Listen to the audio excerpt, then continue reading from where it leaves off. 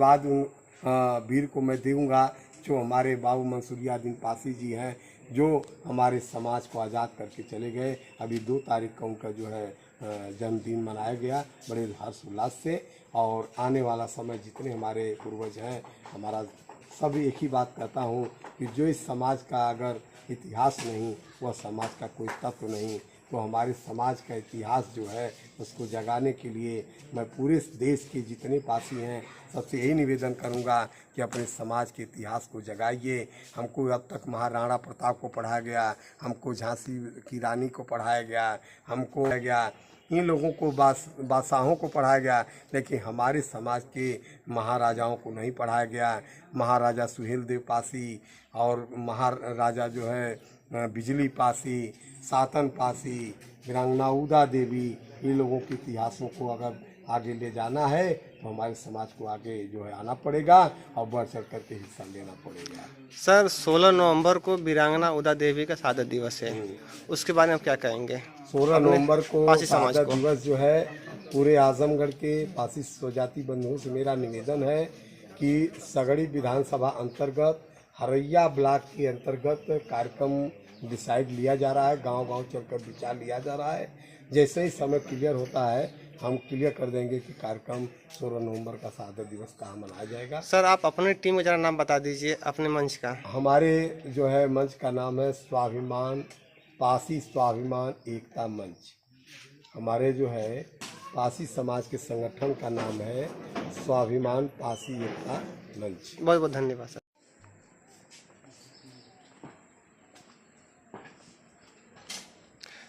चाचा ये गांव कौन सा है? हमारा ग्राम जाजपुर है, ब्लॉक हरैया, तहसील सगड़ी, जनपद आजमगढ़।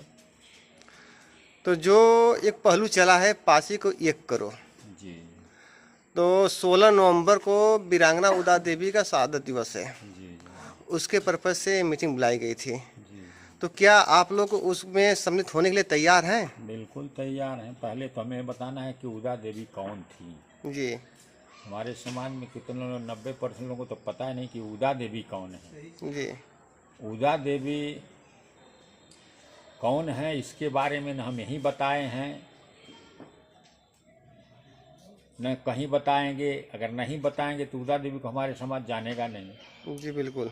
सन 1857 की क्रांति में जब हमारे देश में क्रांति उठी, मंगल पांडे ने क्रांति का दीप जलाया, तो वीरांगना उदा देवी अमीनाबाद की साहिबा की सेनापति थी जी और उनके पति मक्का पासी जो है अवध स्टेट के सेनापति थे।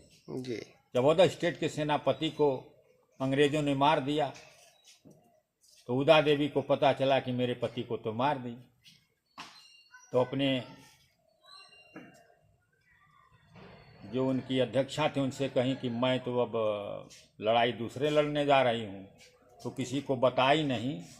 उनको ये सूचना थी कि अंग्रेज सेना लखनऊ की तरफ चल रही है। जी तो दिलकुशा स्टेशन जो आज के दिन में है दिलकुशा लखनऊ में, जी वहाँ एक पीपल का पेड़ था। जी उसी पेड़ पे चढ़ करके इन्होंने अंग्रेजों का इंतजार करने लगे। अंग्रेज सैनिक आते गए, एक एक करके 36 लोगों को उन्होंने जो है मौत के घाट उतार दिया।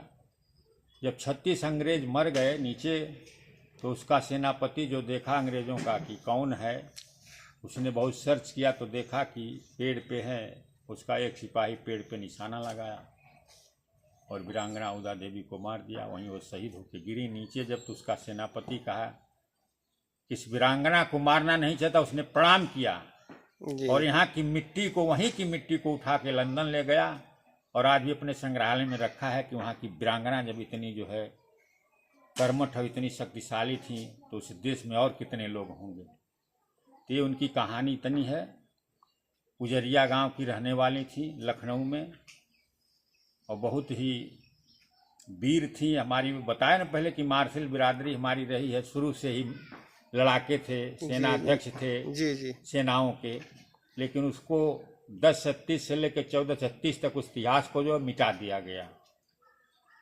हमारे राजा सुहेलदेव 1030 में राज किए जी और जब मोहम्मद गजनी का साला सालार मसूद जो आक्रमण किया तो उसको उत्तर भारत के, दक्षिण भारत के काशी यादव और उत्तर भारत के सुहेल देव, बिजली पासी, लाखन पासी सभी सेनाओं ने मिल करके इनकी सेना को 5 लाख सेनाओं को मार दिया। और आज भी उसकी मजार बाराबंकी में बनी है।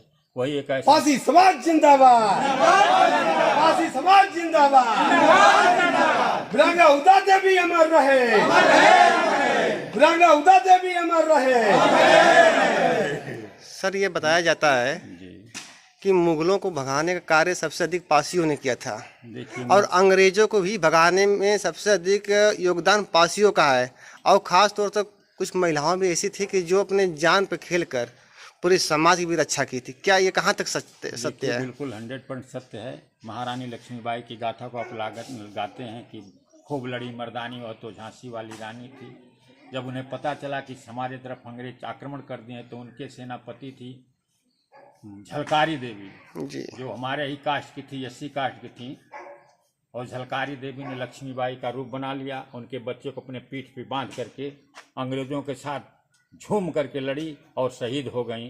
और झलकारी बाई का नाम नहीं आता, वहाँ लक्ष्मीबाई का नाम आता है कि हमारी लक्ष्मीबाई को वहाँ भी धोखा किया गया। आपको बताया उदा देवी के साथ जो वही हुआ। सुहेल देव भारसी उपासी हैं, आज भी भारसी उपासी बाराबंकी में लिखा जाता है, बहराइच में लिखा जाता है। खटिक पासी बहराइच में लिखा जाता है, बाराबंकी में लिखा जाता है, पासी लिखा जाता है, कहीं कहीं सरोज लिखते हैं हम लोग।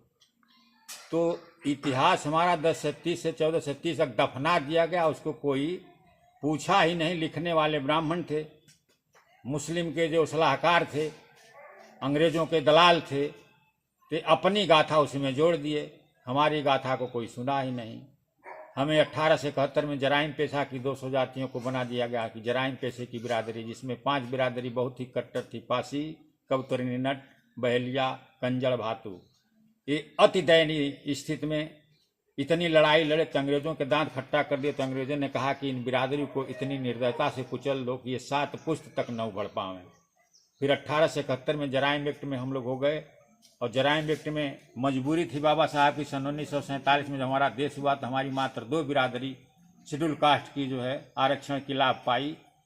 उत्तर भारत में चमार और दक्षिण में महार। चूंकि अन्य बिरादरियां जो है ये जराइम पेशे में थी, इनको शासन द्वारा न कोई सुविधा मिल सकती थी, न शासन द्वारा कोई इनको और लाभ मिल सकता था। इनकी संपत्ति को जब्त करना शासन का आदेश था, थाने में हाजिरी लगाना शासन का आदेश था कि थाने में जाएंगे हाजिरी लगाएंगे।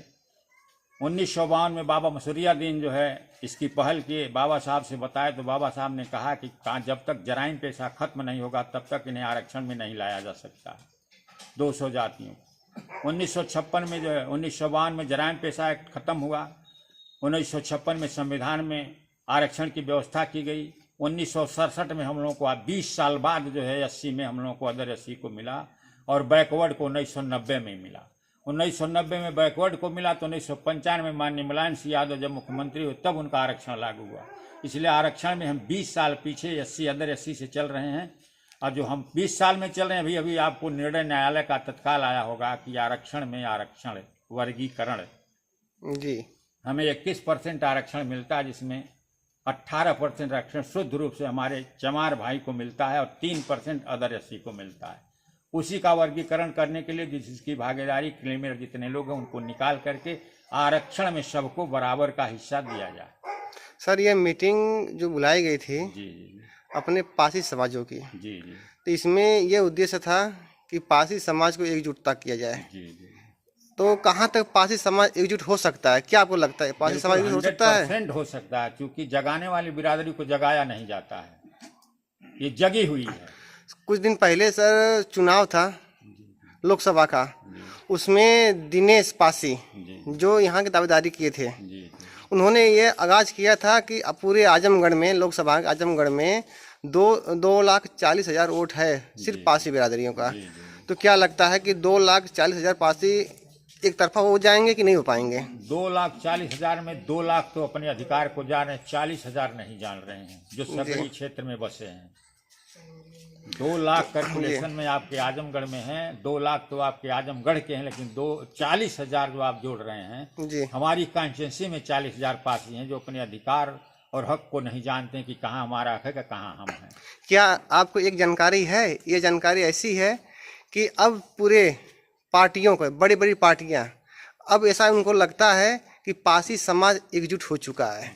उनको कहीं ना कहीं यह डर सताना शुरू कर दिया है कि अगर कहीं पासी समाज अगर एकजुट हो गया तो किसी की दाल गलने वाली नहीं है। क्या ये सही है? बिल्कुल सत्य। देखें, धर्म की नगरी राम के यहाँ स्थान, जन्म स्थान पे जहाँ हमारे अयोध्या में पासी अवधेश पासी की विजय हुई थी जी उसी में पूरे इंडिया में तहलका मच गया कि अवधेश पासी कौन है। जी अवधेश पासी की पहचान लोकसभा में हुई। हमारे 5 और जो है सांसद हैं, 3 भाजपा से सांसद हैं। तब लोगों को लगने कि पासी बिरादरी के लोग भी वैसे हैं। हमारे यहाँ IAS IPS MBBS इंजीनियर सभी लोग हैं, लेकिन सत्ता की भागीदारी हमारे बहुत कम लोग रहते थे। भागीदारी में हमारे 22 विधायक आपके भाजपा सरकार में हैं, मंत्री भी हैं, हमारे 8 MP हैं जो हमारी बात को कहने के लिए, हमारे समाज को जगाने के लिए जगह जगह मीटिंग कर रहे हैं। हमारे आजमगढ़ में इसके पूर्व 26 तारीख को जो है माननीय कमलेश पासवान जी मीटिंग किए थे, और अभी कौशाम्बी में रामविलास पासवान के लड़के चिराग पासवान जी ने जो है कि मीटिंग की है। पासी समाज जिंदाबाद, जिंदाबाद, देवी अमर रहे।